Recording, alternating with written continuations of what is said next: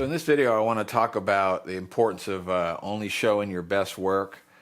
And it's just, my opinion. And I think that there are times when maybe I could be wrong, about this. But in general, I think it's really best that you only show your best work. And before I get into this lesson and explain to you why I think that's so important, let me just quickly tell you about our featured artists, and I'm going to show more of Kevin's work at the end of this video. An incredible still life artist that I want to show you about that has sent me his work, and I want to share it with you.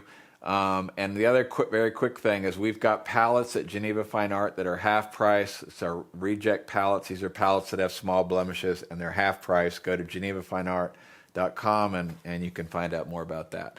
So let me get back to this subject about showing your best work.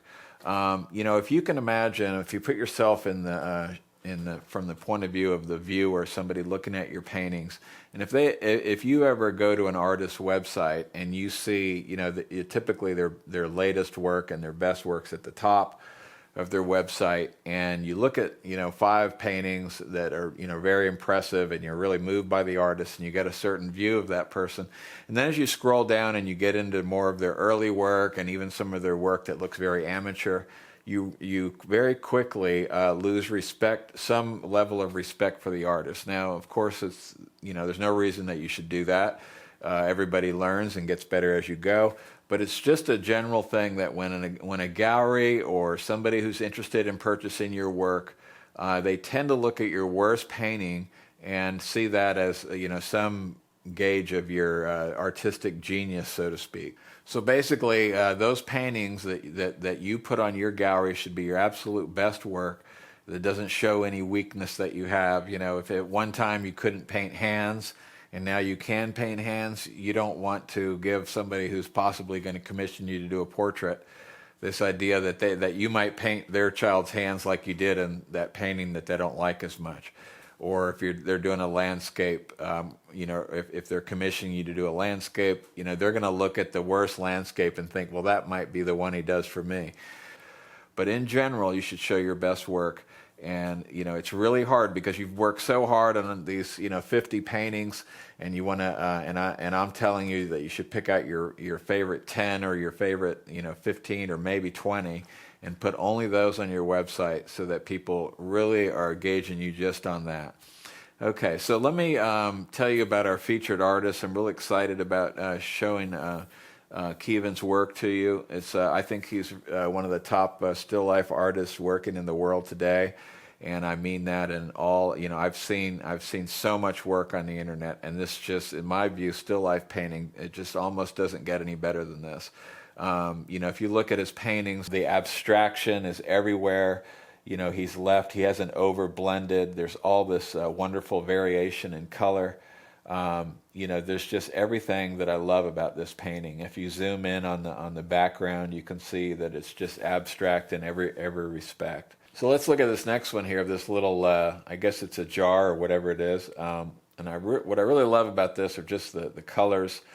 And for some reason, which I don't really understand, but those little purple flowers sitting on that background, just absolutely love that color right there. But I love these seed pods in the shadows here, a really dark, wonderful golden glow. One of the things that Kevin is really a master about is not only maintaining the abstraction everywhere, but what I really love about his work is that he's got this separation of the color where you get these little bits of bright color, but it's all mixed together in this, and it comes out as very dirty colors, other than the jar, obviously, which is the strong turquoise. He uses a lot of dirty colors, and those dirty colors is what makes the strong colors so beautiful. And he's an absolute master at that. And the other thing that he's really good at, and let's go to this last painting of this bowl with the shrimp. And if you look at, like, for instance, that jar, it's just absolute. When you get up close, it just completely falls apart. He's really, left it brushy. He hasn't over-blended, hasn't overworked. And when you get in close, it really looks, it really falls apart. But when you look back from as a whole, it just is absolute wonderful realism in my view. So his colors are fabulous. The other thing he's really good at is he knows how to paint subtlety. And a subtlety would be like an example art is if you look at the shrimp and the bands as it goes back into shadow, you can almost not discern them, but they're still there. That's that subtlety that very few artists can do. It's so easy to exaggerate that when you look at something to put more definition than is really there, and he's really good about that. I mean, look at the circle in the bottom of that bowl, and you can see just how subtle it is. So, fabulous work. I don't get any promotion. I don't get any kickbacks on any of this. This is purely because I want to show you guys this wonderful artwork. But his work is also very underpriced. I believe he's one of the top still life artists in the world right now. And if you want to get his paintings, you get them now instead of 5 years from now, because there's no way his prices aren't going up. So thank you so much for watching. Go check out those reject palettes at Geneva Fine Art. We've only got a limited number of them, but we had enough that I thought we ought to offer them up for sale. They're half price, small blemishes, and go check that out. And we'll see you guys in the next video.